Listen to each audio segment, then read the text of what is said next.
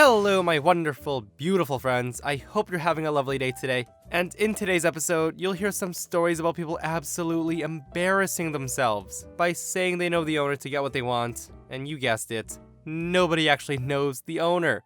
They freaking lie and get caught. My friends, strap yourselves in because these stories are pretty cringy as you can imagine. I hope you enjoy them and do hit that subscribe button if you're new here. So, I manage a locally owned store where we deal in used goods of the video game variety. Being a small business dealing in used goods, we have certain policies in place for a reason. Most of our customers understand and don't harass us about them, but not this guy. This guy enters our store and walks up to the front counter where I'm working.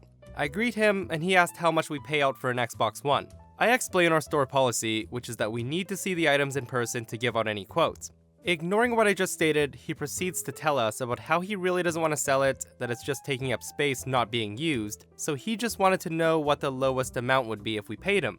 I again explained to him how we need to see the item and we don't give quotes, because there's quite a few things that go into the numbers that we need to see the condition for.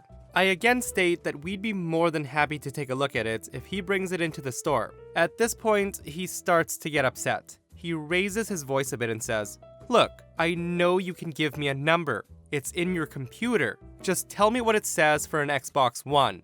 I try to explain to him that the system doesn't work that way and that we look everything up manually in real time, so I can't give a number without seeing the item in question. Now, at this point, he doesn't let me finish explaining and interrupts asking me to just look it up on eBay or whatever and give him the lowest price that we'd offer. By this time, I'm done trying to be nice. I tend to get people trying to get me to be a pushover and it really bothers me. So I tell him once more that we have our policies for a reason and everybody is treated the same. He then starts going off about how I'm being rude and denying him a service. Being highly annoyed, I inform him that I have the right to refuse service and that he can just not bring his item in because I will no longer be buying anything from him. At this point, he starts chuckling to himself. I ask him what he's laughing about because he's in full-blown hysterics. He then says, "Oh man, you really messed up now. You don't even know. I know the guy who owns this place. You're the manager here, yeah?"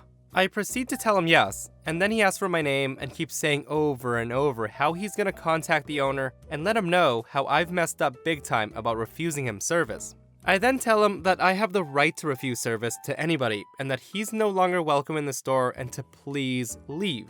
So at this point, the owner from the back walks out to see what the commotion's about. The guy looks directly at the owner and says, "This is the last time you'll be working with that guy. Ask him why." My boss was about to say something to me, but the guy had to have one last word in, and he points to me saying, "You will never see me again in the store, because you won't have a job anymore." He's practically screaming that as he finally leaves the store. The owner then turns to me and says, "Joke's on him, he won't be seeing you again because I'm banning him from my store." We both have a good laugh, and every now and then we mock the guy. Guys, I would mock him too. That was super cringy. Laughing hysterically at OP and then breaking out the "you don't even know what you did. I know the owner." Like it was some sort of anime plot twist. Guys, these stories always amaze me because people think knowing the owner gives them special privileges. I mean, it might if you actually know the owner, right? I worked at a restaurant that was across from a state park entrance. Spring through summer, we're insanely busy as we were the favorite for both tourists and locals. Now, it wasn't unusual for the tourists to treat us like garbage or be inconsiderate of our policies, such as the large sign on the gate of our patio telling people it was dine-in only, and to see the host to be seated there. It was such a problem, in fact, that eventually we padlocked the gate shut. One day, when we were nearing the end of another lunch rush, I saw some people sitting at a table crowded with our to-go boxes in another server section, looking around like they were pissed. I remembered them as a tourist family from earlier in the week who had been jerks to me. So I went up to ask her about them. I said, "What's up with table 20? The server said, "Huh? They're done. Why?" I told her, "Oh, because they were here the other day and they look kinda pissy now. I just wanted to know if they treated you okay." The server tells me they were fine. They seemed to be happy with me earlier. I don't know what they could be mad about now, but I'll go check. She walked out to the dining room where she had a clear view of the table and then immediately turned around and came back. And she said, those aren't the people I waited on. And where did those boxes come from? My party didn't ask for any." So we asked the host, and she said, "Nope, She did not clear that table yet, and she definitely did not seat those people. The host told us how they were entitled jerks to her when they came and got takeout, and then they took the boxes and demanded a seat at a table, because they were now paying customers. The host had clearly told them no, she couldn't seat them on the patio or the restaurant with a to-go order, but the picnic tables in the garden were free for them to use. So, knowing now what must have happened, and that these people have been rude to everybody they've come in contact with, we collectively decide just to ignore them.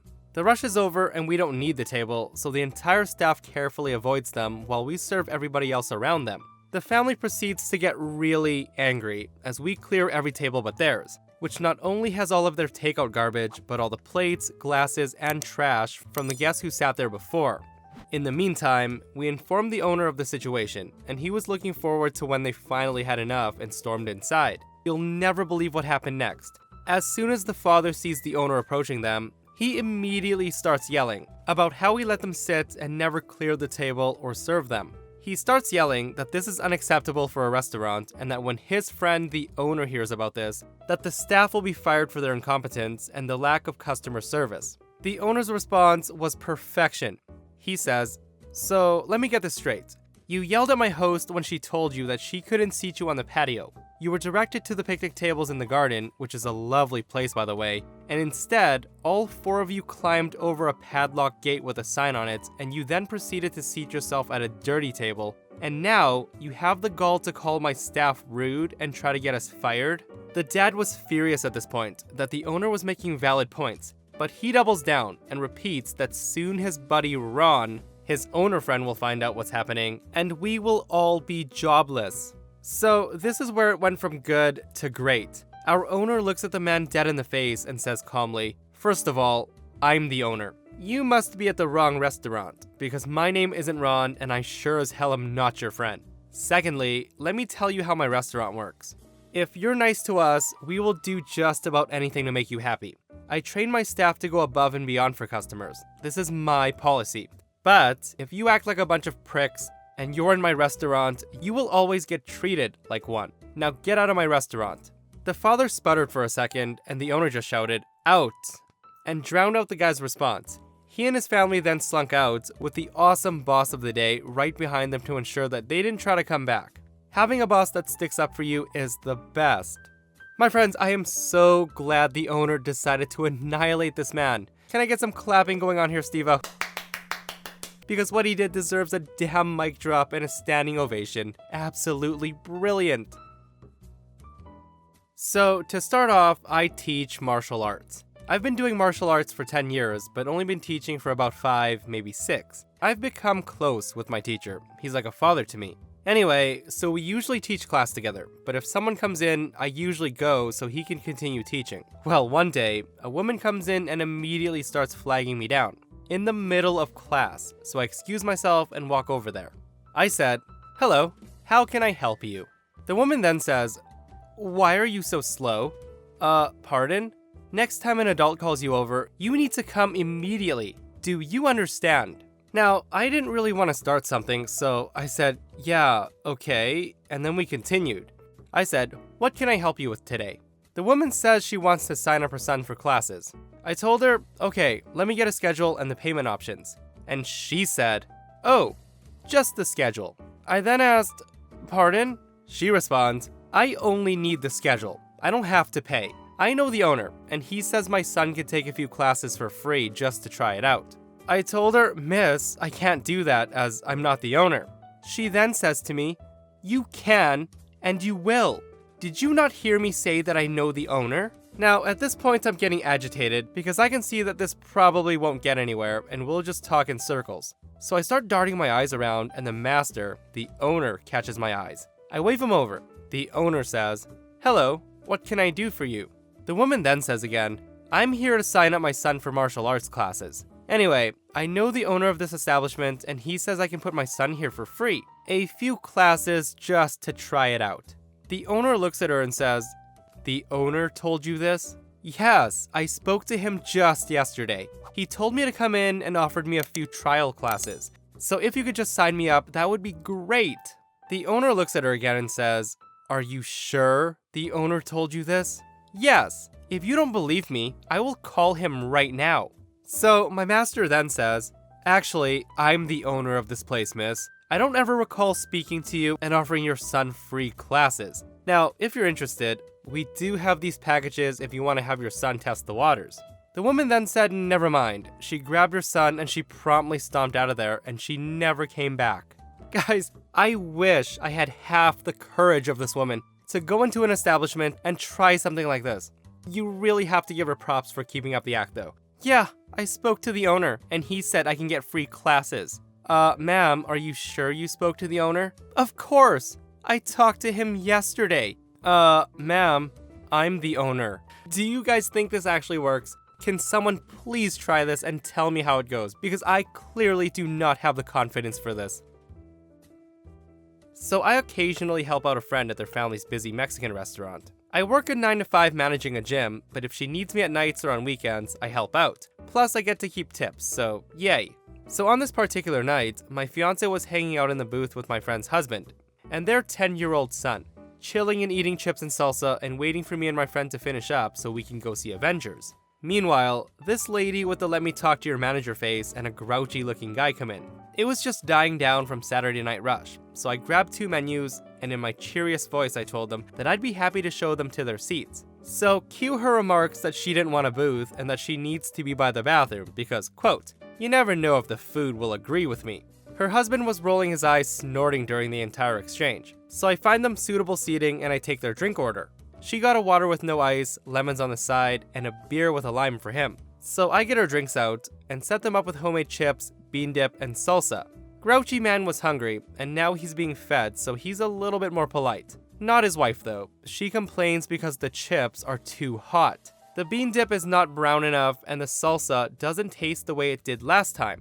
I'm thinking, well, they're complimentary, ladies, so just eat them and shut up. Of course I didn't say that, but I wanted to. Finally, they decide on what they want. Fajitas for him and a taco salad for her. I put the order in, and I go chat with my fiance and my friend and his son. The next thing I know, I'm being snapped at by the lady. I go over to see what she wants, and she goes off on me that I need to do my job and not flirt with customers. Furthermore, she says that she knows the owner, damn it, and he's gonna be really mad that his staff is so lazy. Upon hearing this, my friend who was waiting the table behind me comes over and says, "Oh, you know the owner?" The lady gives my friend a withering look and then smirks. "I do, and both of you," pointing at us, "will be looking for new jobs when I talk to him." Now, at this point, my friend burst out laughing, which caused the lady's face to turn a brilliant red. And my friend says, "That's funny, because the 2 owners of this place are my mom and I. We've always owned it, so I'm not sure which man you're referring to." The lady went quiet. Her face went from beet red from anger to pale as a ghost. Her husband had a huge grin on his face and gave us a wink. After that, she didn't say one word. We kept hearing her scold her husband for eating too slow because she just wanted to get out of there. Her husband raved about his fajitas and he tipped me 20%. Oof, my friends. Nothing worse than saying you know the owner to the actual owner. I feel super embarrassed for the lady. Guys, it's so cringy using that line when you don't actually know the person. Like, yeah, I know you're upset, you want better service, but saying that you know the owner when you don't is a little bit much, don't you think? Oh, and on top of that, she told the owner to find a new job. Oh my goodness. If you don't personally know the owner and you want to do something like that, at least make sure you know what they look like. And that, my friends, brings us to the end of this episode. I hope you guys enjoyed the stories today. If you did, give it a thumbs up. And if you want to hear some more super entitled stories, I will link some really popular ones right here. Check it out if you haven't, and I'll see you guys in the next one. I love you.